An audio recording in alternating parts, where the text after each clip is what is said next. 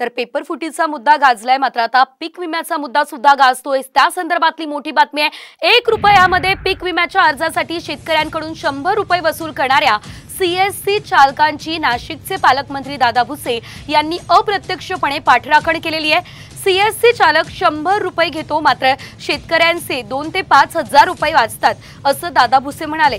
कृषी विभागाच्या अधिकाऱ्यांच्या बैठकीत दादा भुसे यांनी हे वक्तव्य केलं। त्यामुळे दादा भुसे शेतकऱ्यांच्या लुटीचं समर्थन करताय का, हा सवाल या ठिकाणी उपस्थित झालाय। दादा भुसे मात्र म्हणताय नेमकं काय, तुम्हीच बघा।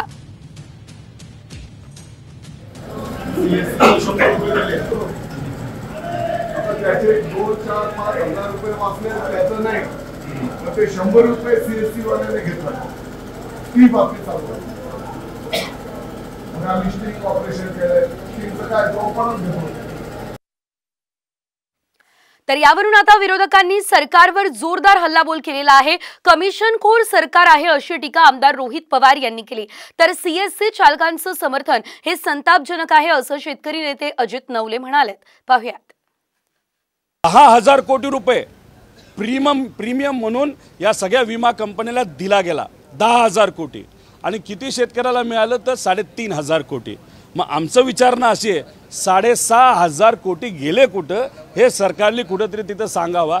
कमिशनखोरी करणारं सरकार आहे, त्यामुळे विमा कंपनीच्या बाबतीत सुद्धा कमिशनखोरी झाली आहे का हे बघावं लागेल, आणि त्यातला काही हिस्सा हे भुसे साहेबांना माजी कृषी मंत्री असल्यामुळे मिळाला काय याच्या खोलामध्ये जाण्याची जरूरत आहे। हजारो रुपये मिळत असतील तर 100 रुपये गेले तर काय बिघडेल, अशा प्रकारची प्रतिक्रिया जर जबाबदार मंत्र्यांकडून येत असेल तर ती अत्यंत खेदजनक अशा प्रकारची गोष्ट आहे।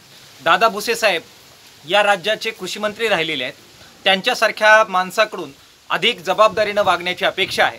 मात्र ते जर अशा प्रकारे वक्तव्य करत असतील आणि सेंटर चालकांच्या लूटमारीला पाठीशी घालत शेतकऱ्यांवर एक प्रकारे अन्याय करणार असतील तर यासारखी दुसरी संतापजनक गोष्ट असू शकत नाही।